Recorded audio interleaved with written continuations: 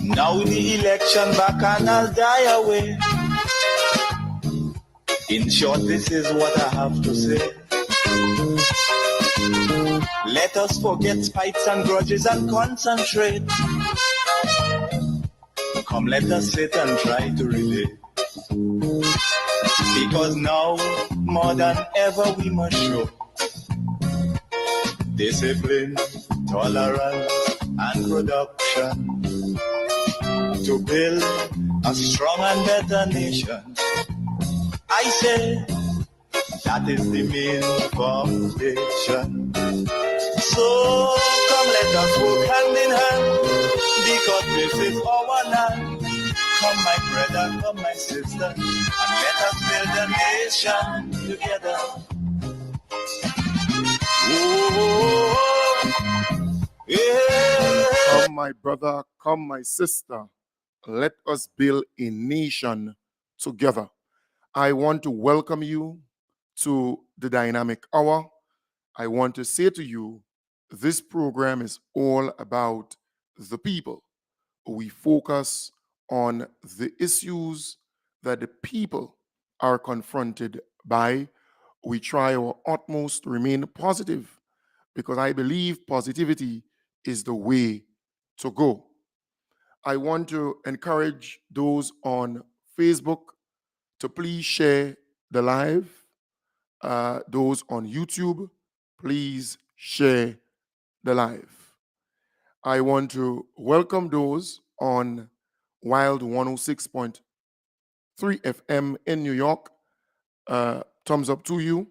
I know things are a bit hectic and, the vibes is somewhat busy in New York with what will go down as a very historic day with this particular individual who will be today. Well, his indictment will be read to him today. I want to start off by saying a man's word is his bond. When a real man makes a promise, he keeps it. And if he can't keep a promise, he doesn't give his word. A man would rather face severe consequences than break his word. And I can tell you, what we have been seeing in this government is the seriousness of honoring the promises that they made to the Grenadian people. In other words, we have confidence again in the government and in our politics, our political system, because with this new team, when they were campaigning, they made a number of promises. Today, you will hear from our Prime Minister. He will speak to the bi-monthly payment, meaning twice per month. People will be paid, public officers will be paid twice per month. Or we can say fortnightly, half, that kind of thing.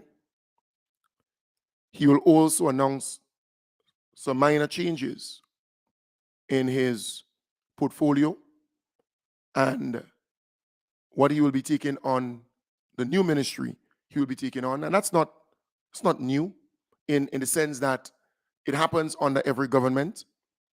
You recognize how things are going and you make some changes accordingly. So the press conference starts at 10 a.m. today, 10 a.m. So you can look forward to our Prime Minister speaking on a number of things. Also, the Honorable Andy Williams will be a part of that press conference too. All right? That's important, very important indeed. So they will be speaking about a number of things. I want to say to you, I went back because it's about confidence in our political system, because we are accustomed to the NNP making promises and breaking them, or lying to the electorate.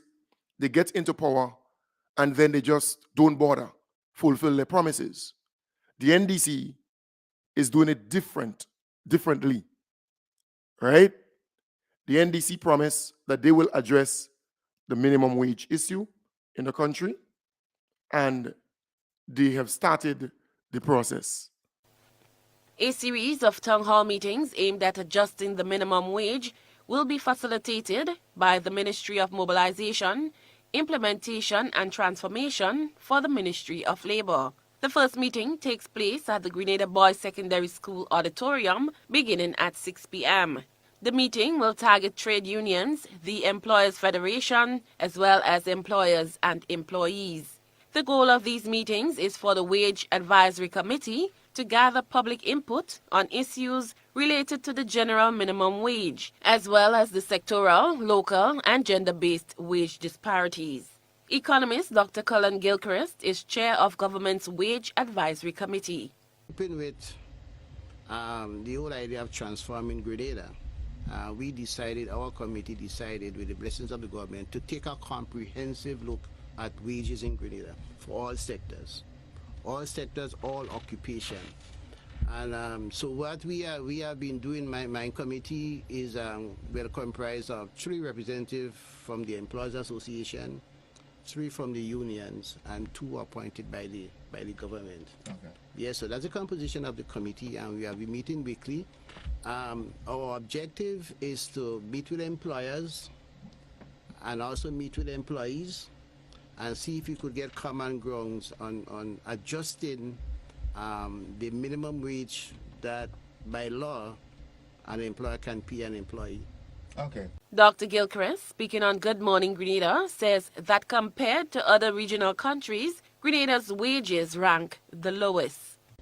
If you look at Grenada in the context of the OECS countries, and I'm saying OECS because we share a common dollar, it's a monetary union, we have one financial space, and we have an economic union.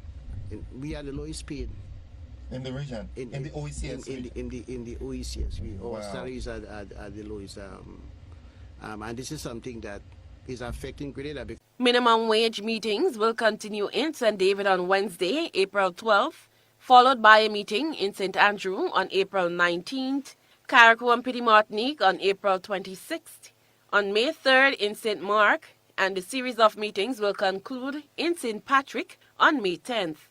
All meetings are scheduled to begin at 6 p.m. Cherry and Blackman Stephen, GBN News. Right, I want to thank GBN News for that there. But it goes to show that the NDC is genuine. You can trust them. You can believe in them because what they say they will do. The issue of minimum wage came up during the campaign, and they promise they will address that issue. So now they have a series of consultations, engaging the employers, engaging the employees, engaging the Grenadian population to come up with something feasible, something that we all can work with for the folks who work in the Indian store, for the folks who are cooks and cleaners, those who work in hotels, in different areas, right? Those who work in government. We need to see some adjustments made to their salaries where they can get something more. And the NDC is serious about getting those stuff done. And we must commend them because, we lost trust in government over the many years. And now we have it back. And we must be thankful for that. All right. During the campaign also, the NDC spoke about bi-monthly payments. And once they get into power, they will implement this policy of paying twice per month. Meaning if you working for $2,000, you will get $1,000 the first fortnight and $1,000 the second fortnight. So you can do stuff, and they would engage the banks, they would engage your lenders and so on to make sure that they take out what they have to take out in the first 2 weeks or fortnight, and they take out what they have to take out in the second 2 weeks, and it will make up the month, right? So they're fulfilling that promise. As the election train hits up, political parties vying in the upcoming general election are laying out their plans to the people. The new National Party and the National Democratic Congress are both eager to sway the electorate by putting forward what they each consider the better or more attractive plan for the country. On the platform of one of its recent town hall meetings, leader of the National Democratic Congress, Deacon Mitchell, promises to implement fortnightly payment to all workers if elected into government. For example, in the hotel sector, people are paid fortnightly or twice a month. So all we were saying is we will extend that across the nation and give all our workers the opportunity to be paid twice a month. Now again, the reaction is, this is pie in the sky. And my response is, we intend to put the pie on the plate. The intended plan, however, scoffed at by Prime Minister Dr. Keith Mitchell, who said fortnight salaries was not feasible. He was soon reminded that this was the same promise he made to the Grenadian public. Also, the NNP has been looking at the problem of the economy here. You see, the NNP is a thinking party. And what we realize is this. Every month, a man gets a salary. By the time in the middle of the month, the man broke completely. And because of his being broke, the economy in several ways stagnates for that period.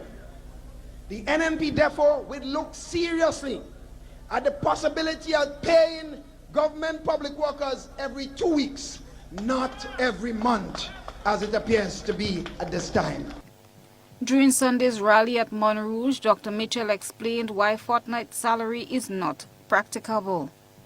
Over 20 years ago, we explored to see if at all we could pay public servants fortnightly, if that was feasible.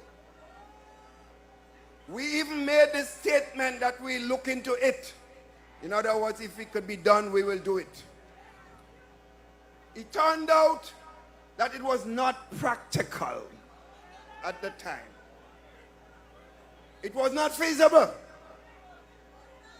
And that has not been feasible in any other Caribbean country at this time. The PM explained the process required if this was to be made possible. The various administrative processes that must go into it, that decision, make it very difficult to implement. But secondly, and listen to this, and most importantly, the man does not know that the government will not have the cash flow by the 15th of the month unless they do a lot of serious reorganization of the government service. For example, VAT payments, which is the biggest source of revenue of the government, comes due on the 28th of the month. And that's where the bulk of money comes from to pay public servants. Christelina John, GBN News. All right, so folks, you heard it there from the Honorable Deacon Mitchell, and I love the comparison, 2 pieces, because you realize Keith Mitchell, way back when, said that is the route the NNP will take. They broke that promise and they never fulfilled that. Because anything that is somewhat challenging, they don't want to do it. But the NDC made that promise that they will pay twice per month, and they're fulfilling that. We can trust the NDC. We can believe again in our government and in the NDC, because when they make a promise, they fulfill that promise, as difficult as it might be. they will get it done. And, while I speak about this, my mind goes back to all the demonstration and all the protests and so on from teachers and public officers for their pension. I could recall them protesting and demonstrating. Jude Bartholomew calling on social partners, the churches, to intervene, right? Because the whole issue of pension is a must. And the NNP just didn't bother. Union of Teachers Jude Bartholomew is calling on social partners and the churches to encourage government to uphold the recent High Court judgment on pension for public officers. It is time for the churches to come out and social partners and to say to the government, enough is enough. You argue, but now the court has ruled. Constitution has been restored for pension for public officers and abide by it.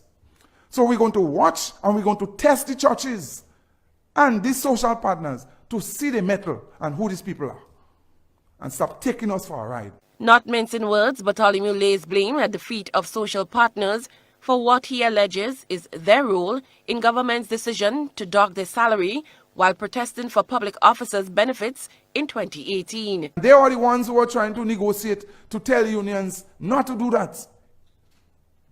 Not to march, call off your industrial action. And instead of that, the government dock our salaries, and the social partners never came out in public and said to the government, what you did was wrong. Pay the teachers and the public officers their dock salary back. We lose pension and we lose our monies. It was docked. With an eye on the next move, Bartholomew reminded the church that it is public officers who fill their pews. If the church continue to not to support us and they speaking us against us, you know what would happen? Then the Grenada Union of Teachers would have to tell its members, well, stop putting collection in the church basket. Because if we can't get pension and we can't think, where are we going to get the money to put it? And that's how we have to look at it. Bartholomew shared his hurt as he watched his colleagues struggle to upkeep their medical needs after retirement, but not yet at the age to qualify for old age benefits from the National Insurance Scheme. And Marie Forsyth died. That's the first time tears came out in my eyes, like a little child in the funeral. She did everything right. She made more than 26 and 2/3 years together with many other teachers and public officers. And she died in poverty. She couldn't pay for her medical bills. And nobody didn't have the conscience and the sympathy from the government or the Ministry of Education to say, this person, that teacher, work hard, she make her years, let's help her.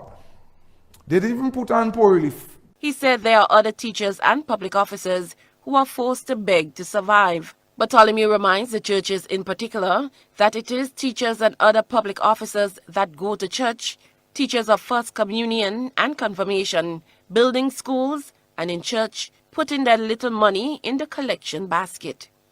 Cherry and Blackman Stephen, GBN News. Yes, folks, I am playing all of this to remind you that it was not easy. The struggle was real. The unions, they were protesting every day, marching, begging the government to please pay them their pension. But the government did not bother. The government was never serious about paying the pension. But the NDC, during the election campaign, made it very clear, even if they have to take a loan, they would find the money and pay the pension and gratuity to those who worked hard and retire. The NDC fulfilled that. If you could borrow 150 million to build a stadium, you could borrow 150 million to start paying the pension because the money coming right back into Grenada. That was political leader of the National Democratic Congress, Deacon Mitchell, as he addressed the recent High Court judgment on pension for public officers. Addressing party supporters at the launch of the St. Andrew Big Four on Sunday, he said the NDC will not support any move towards appealing the judgment. Here's the excuse that will be made. The excuse that will be made is it's a lot of money. Well, Grenadians deserve a lot of money.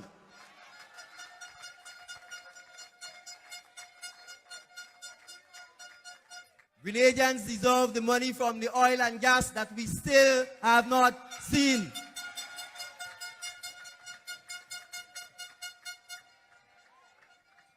Our pensioners deserve the 161 million that you bought back Grenadian shares for, and we still don't know where the money came from. All right, so that's the Honorable Deacon Mitchell there. Well, at the time, he was the political leader of the NDC, making that promise and making it clear. And I'm playing all of this to say to you, we have come a long way. Yes, those things happen, and NDC correct them, fix them, give you what you rightly deserved, but don't forget it. Don't forget all the march and the protests and the pleading and the begging and don't forget it. Please don't forget it. So the government paid the pension, $75+ million, and they actually helped a lot of public officers who were down to lose some years of service because they were not yet appointed by the public service or permanent. So what the government did is to say, you see that? These people work that first 5 years, that first 8 years or so, before they got permanent and so on, or before they got their letter of appointment and so they joined it together, so they got more money. They got more cash to go home with. And that was very, very important. It's a caring government alone that would do that. Finance Minister Honorable Deacon Mitchell says Cabinet has approved the decision to merge the years of service of public officers to allow them to qualify for pension payments. He said the decision was made following the assessment of applications to the Secretariat. Honorable Mitchell explained it is customary that these individuals only qualified to lose their years of service due to insufficient amount of years required to obtain a pension. On Tuesday, the Ministry of Finance announced the payment of retroactive pension and gratuity ahead of the November 30th, 2022 deadline. The first tranche of payments was made to over 300 retirees in the amount of $44.1 million. Cabinet took the decision to in fact allow a significant number of persons to have their years of service joined. And I'll give examples, rural constables, for example, who subsequently became police officers. The practice has been that you lose your years of service, and therefore, even if you serve as a police officer, if you didn't have sufficient years of service, you would not qualify for pension payment. We took the decision to, in fact, join those years of service so that persons can qualify. And again, we didn't have to do so. No one asked us to do so, except that the pension secretariat team brought the data to us and asked whether we would consider doing so, and we unhesitatingly said yes. And again, that is testimony to the fact that we recognize that merely by categorizing people from rural constable to then constable would be unfair for them to lose the opportunity, again, to be paid a pension in circumstances where they've worked for the state for a long period of time. And I highlight this to say these issues are still ongoing. Obviously, for this batch of retirees, we've considered it, but these are still issues that plague the public service, so to speak. And they've been long-standing issues, and they have not been addressed or tackled in a frontal manner to bring a concluded or decided position on it. And those are some of the issues that we have to tackle going forward when we also talk about the issue of pension reform. All right. So again, you heard it there. So the government made good on that promise to pay the retroactive pension and gratuity, the money that those public officers were owed. And every month they collect their real pension, their pension, every month from the government. I think 600 of them were added to government's payroll, pensioners. And that is a big thing to me. I want to again commend the government. And look, we can trust the NDC. We can trust the Honorable Deacon Mitchell.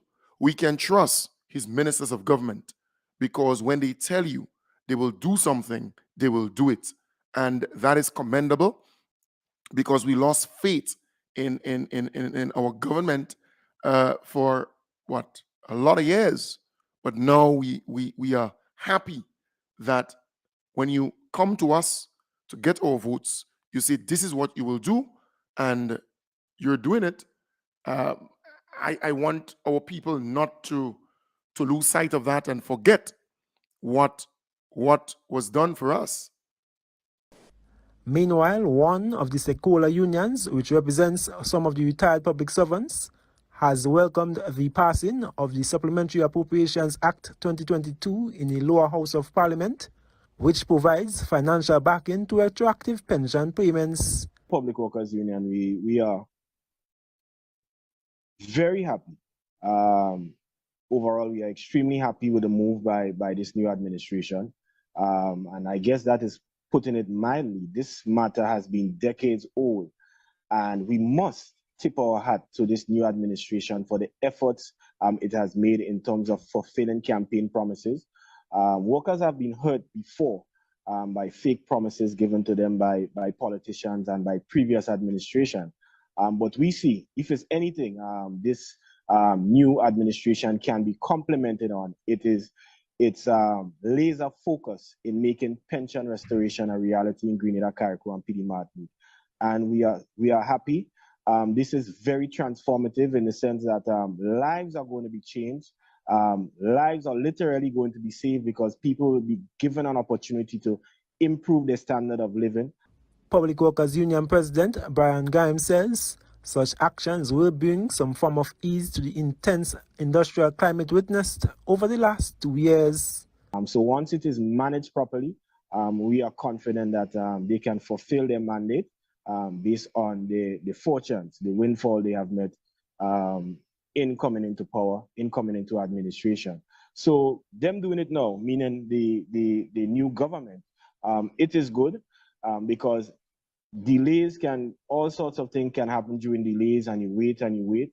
In the meantime, workers die without a pension. In the meantime, people are wondering about the honesty, the integrity, and the authenticity about the administration the more they delay. So they are demonstrating that they are true to their words, and workers are extremely thankful for that, and this will go down in history. I am Gerard Joseph for GBN News. Yes, this will go down in history.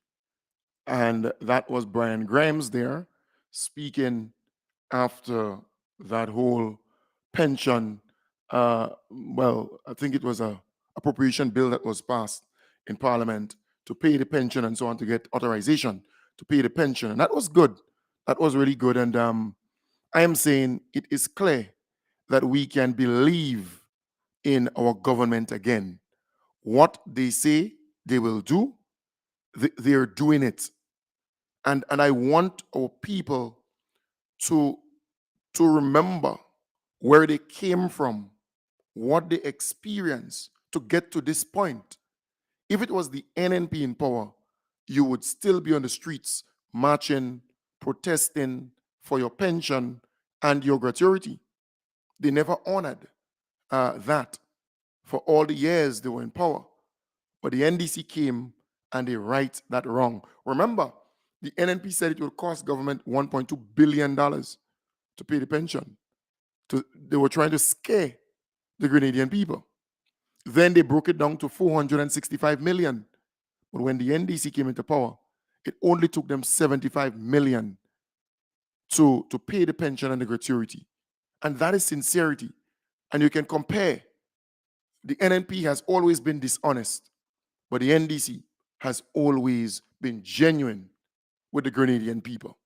And we are seeing it. So do not forget where you came from and the struggles you had to go through to get to this point. And with this government, they're just doing what they promised they will do. They are not complaining. They are not grinding and groaning. They're just getting the job done.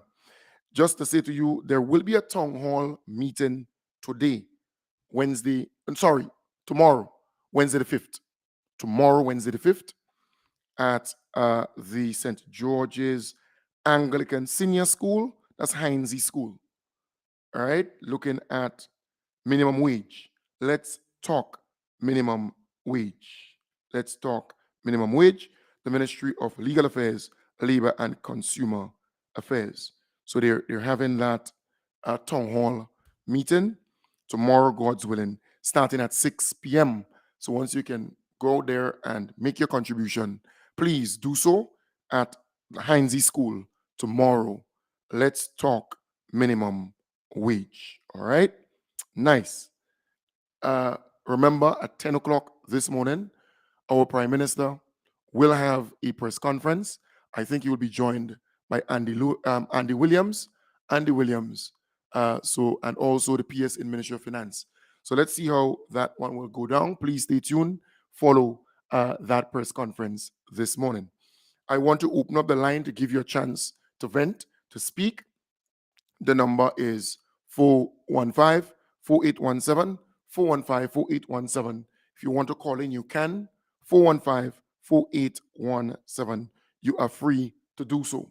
It's an open line, an open opportunity for you to call in and have your say. I feel good because the people can believe again. They can have faith again in their government. And not only that, we can now take campaign promises seriously because, and I'm talking from the NDC side, not the NNP. The NNP, they have always made promises and break their promises. They lie even when they don't have to. But when it comes to the NDC, they are serious. When they tell you they will do X, Y, and Z, they're doing it. We can attest to that. We can point to it.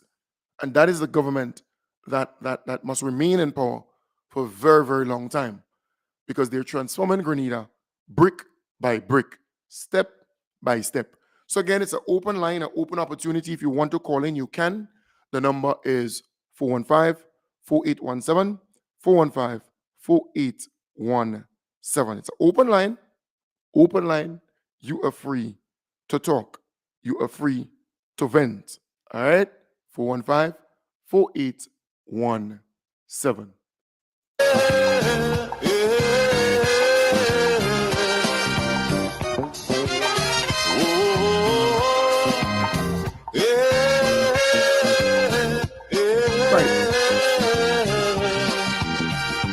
Right, so a good friend is asking, hey, Kim, good morning. Is it true that public servants get pension from government and also a monthly pension from the NIS? Yes, they get the pension from the NIS as a contributory scheme, and they get their pension every month from government, the employer. So they're actually getting two payments, like how it used to be. You speak to folks who were there before 1983, they would get the NIS and they would get the pension from government. That is the same thing that is happening now. They get their pension from the NIS and they get the pension from the government. So two pensions. According to what the law says, that is exactly what is being executed. Again, it's an open line. Feel free to call. The number is 415-4817.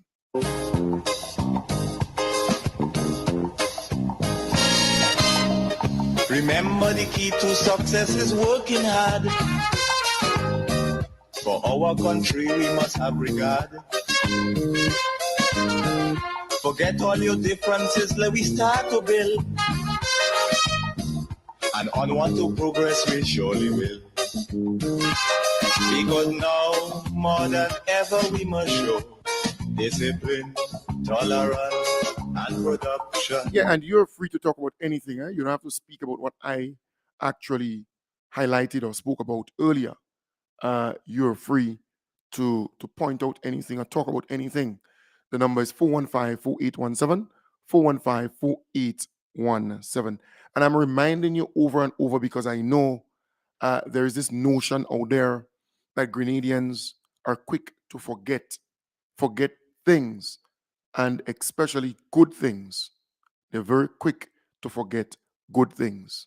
So I'm reminding you about where you came from, the struggles you've been through, and now you're at peace.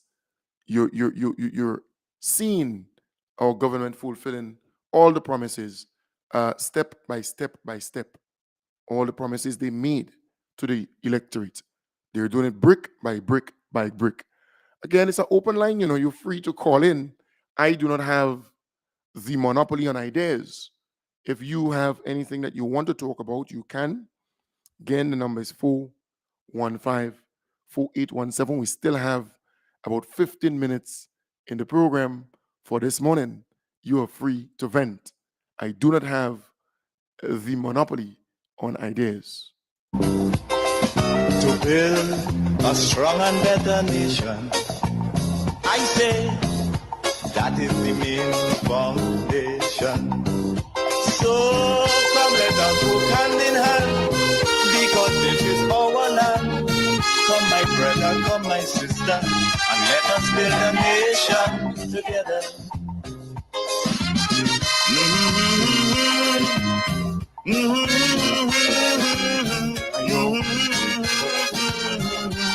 I know generally Grenadians will listen. They are somewhat afraid to call and vent. It's what it is, right? Hence the reason you have one set of people calling radio stations, nearly all the radio stations, one set of people. Every morning, every night, one set of people calling, because there are people who are afraid to speak, to talk, to reason. And many a times when they do, they sound way more intelligent and analytical than those who call every morning, every night. In fact, I remember some years ago when I opened up the line just for people who not accustomed to calling the program. And that was one of the more educating program, right? Or educational program, in my view. Let's take the first call. Good morning, caller. Good morning. Hello? Hi, good morning. Yeah, morning. Yeah, concerning where Kate Mitchell says the bulk of money coming in at the end of the month.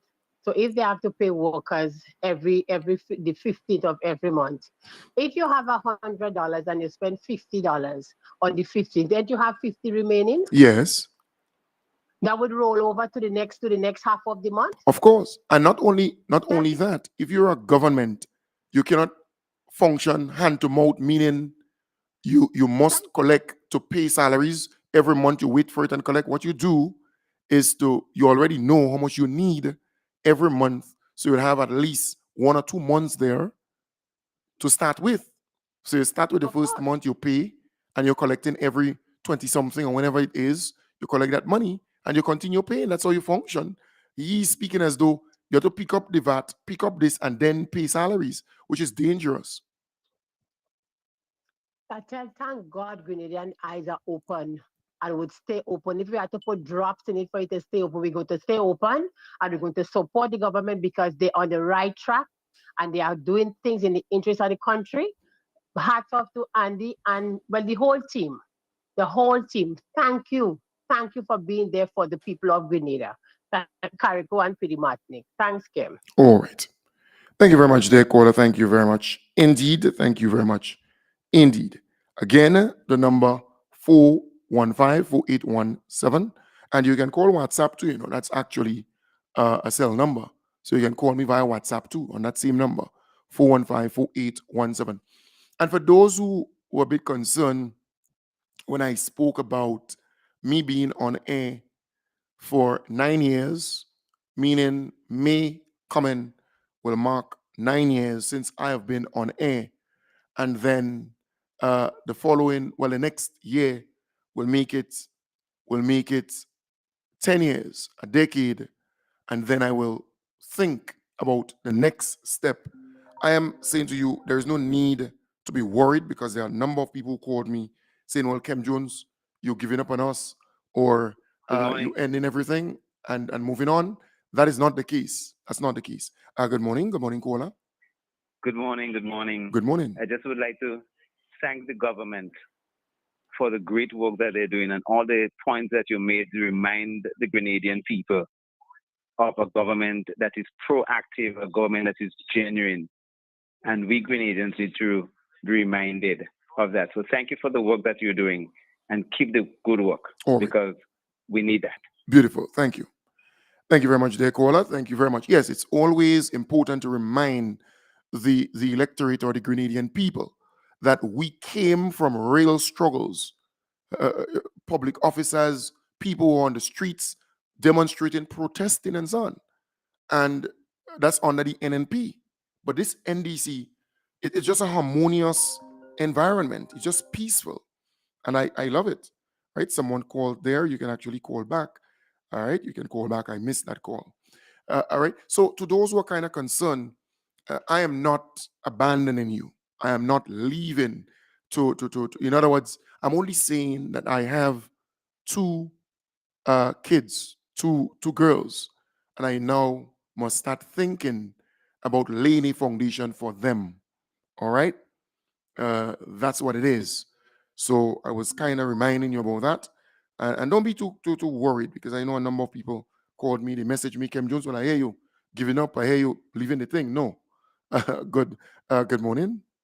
Hi, good morning, darling. How you I am doing? good, How are you doing? You dare to stay, boy. Cleanliness is close to godliness, is close to cleanliness. Just when I see the height of cleanliness are taking place in the country, it must be God on.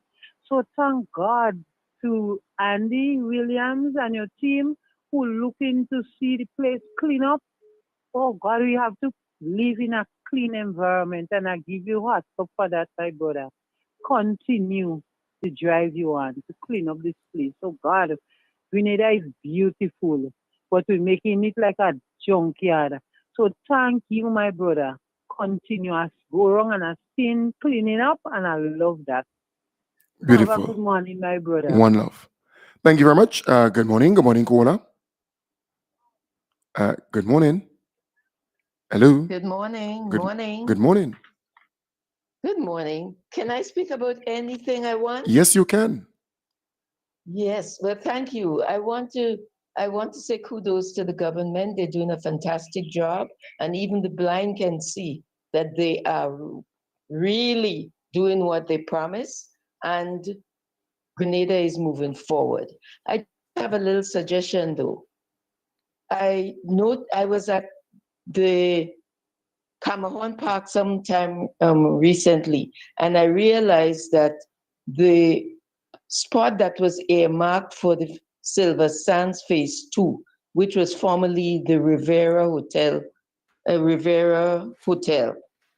I realized that nothing is done for Silver Sands. And when I inquired, I was told that the gentleman said it's too small. He's no longer interested in that spot. My suggestion is, I believe that the government should give that spot to the Camahon Park and extend the Camahon Park so it will be twice the size it is now. All right. We give that spot to the people. All right. Thank you very much. Thank you. All right. Thank you very much, dear caller. Again, the number 415-4817, 415-4817. Yeah. So, folks, don't be too worried, right? I received a number of WhatsApp messages. People are somewhat concerned. Boy, Kem Jones, you're giving up, or you moving on. No, I was only saying that I have to make adjustments because I have two girls. And remember, I am volunteering my time and effort to do this program. Yes, people pledge from time to time, but it's really to cover the expense in having the program on air, in meeting the commitments there. It is nothing beyond that. All right. So strategically, I have to now look at that. How do I lay a foundation for two of them? And I have a young family, so again, that has to be a priority. 10 years is a whole decade.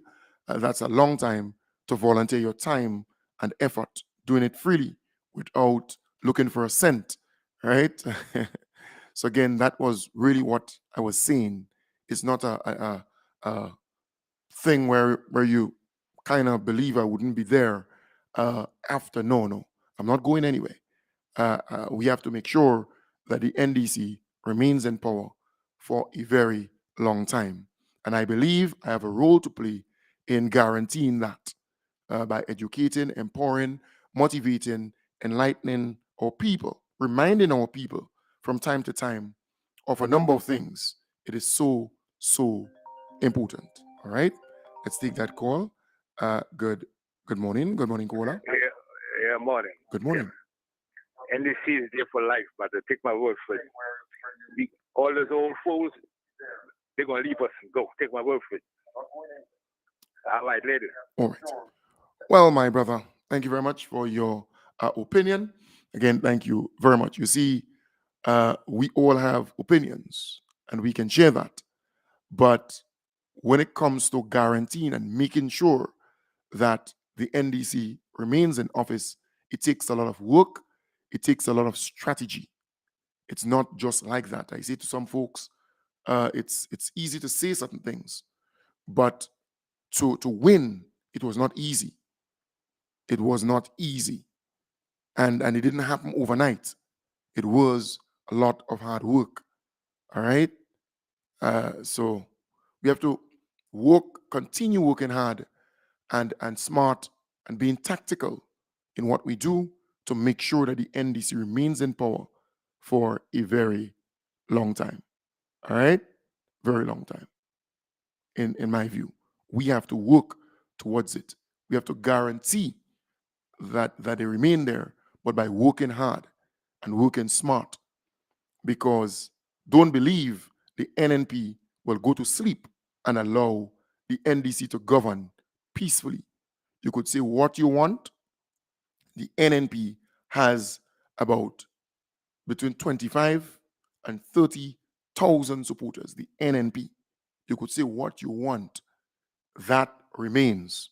So you're dealing with a country where 30,000 out of the voting population of 70 or 80,000 people, you're actually dealing with 30,000 people who are NNP, and they would forever push certain narratives, and hence the reason people like Sheldon Scott could still be on radio.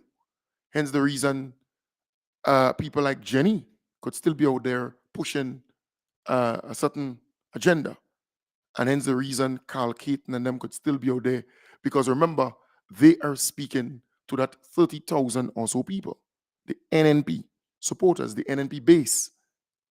And then you have the NDC, who has pretty much equal in terms of the base. Don't believe that it's more. You'll get a swing around election time. You have a swing of 3,000, a swing of 4,000 people who'd swing towards a party.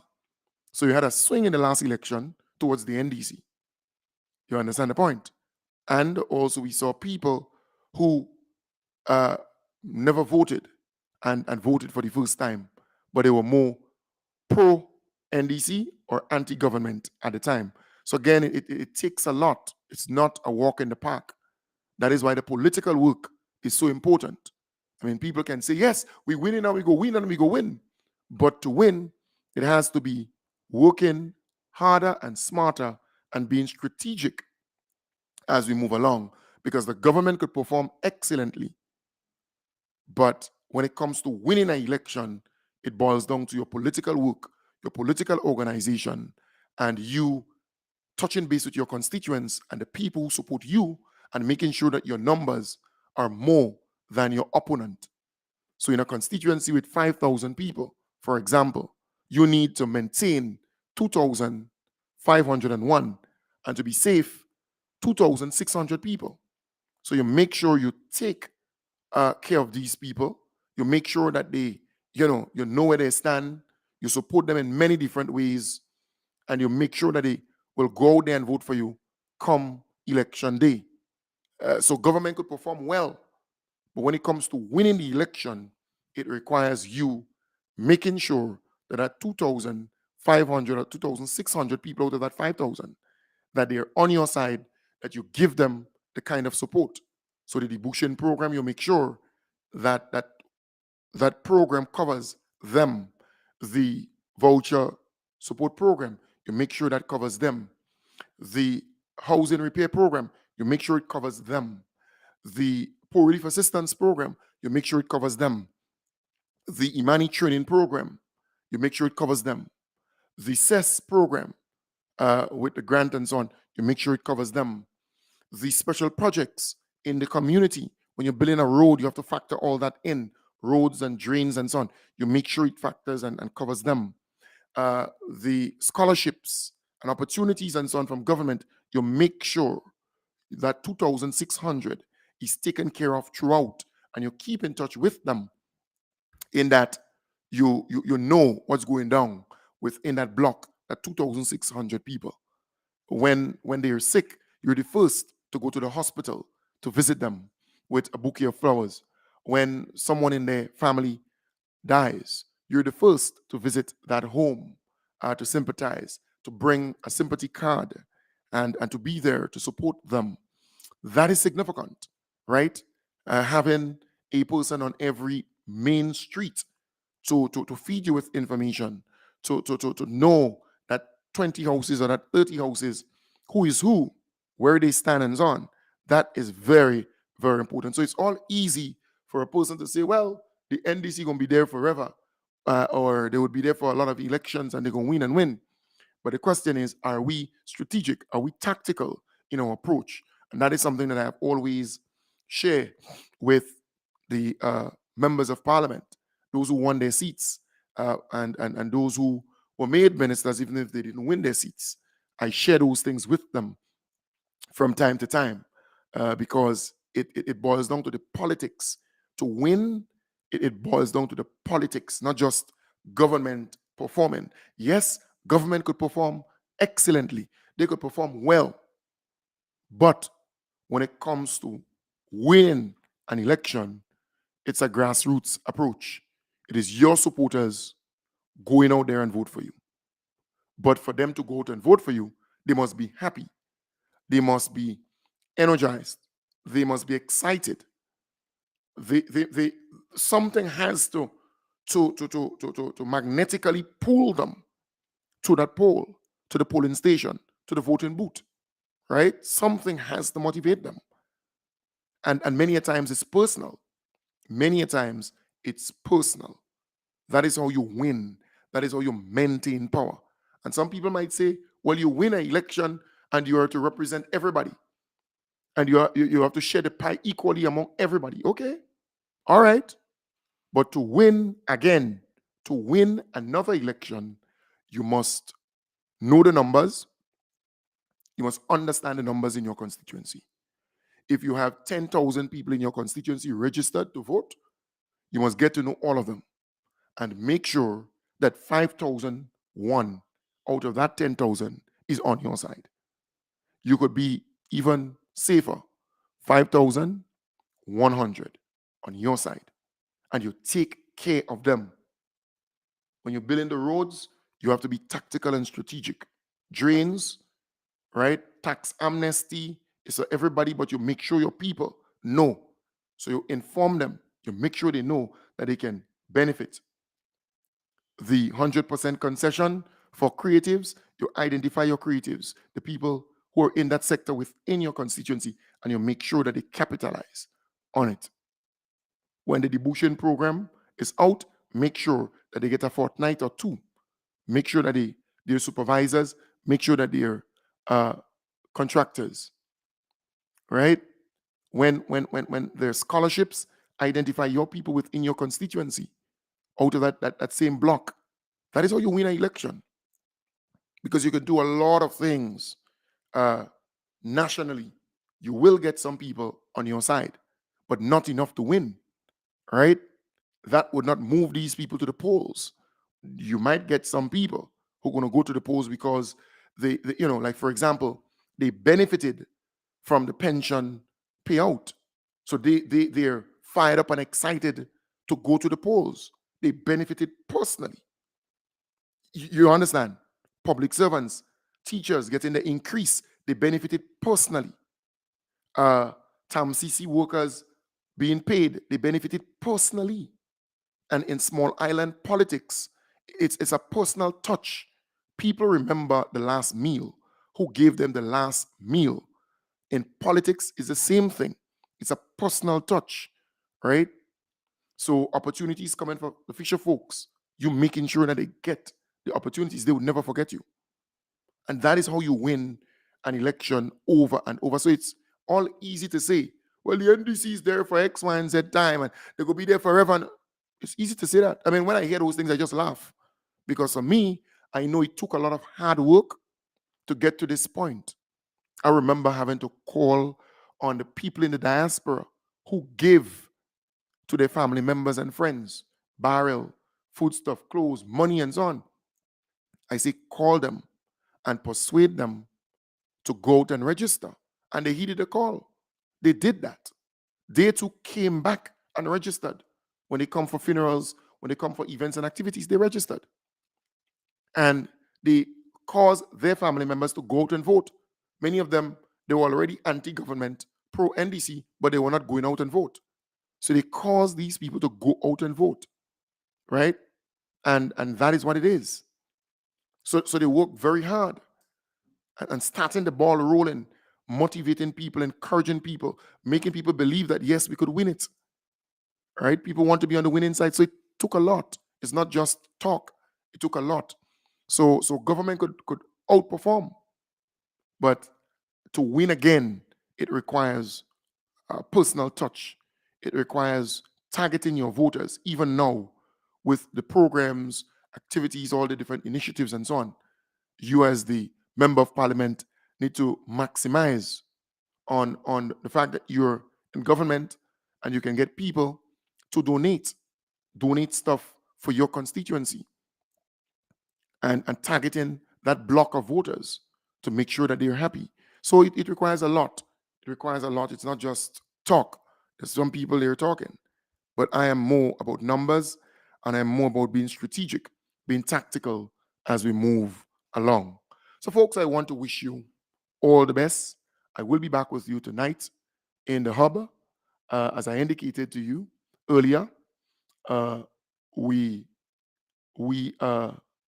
I wasn't able to come on last night because I went to that funeral of Asha McIntyre, right? But I will be on, God's willing, tonight. Have a wonderful day. Take good care and bye for now. Take good care and bye for now. All right? The proceeding was a paid program. The views expressed on this program are those of the host and guests of this program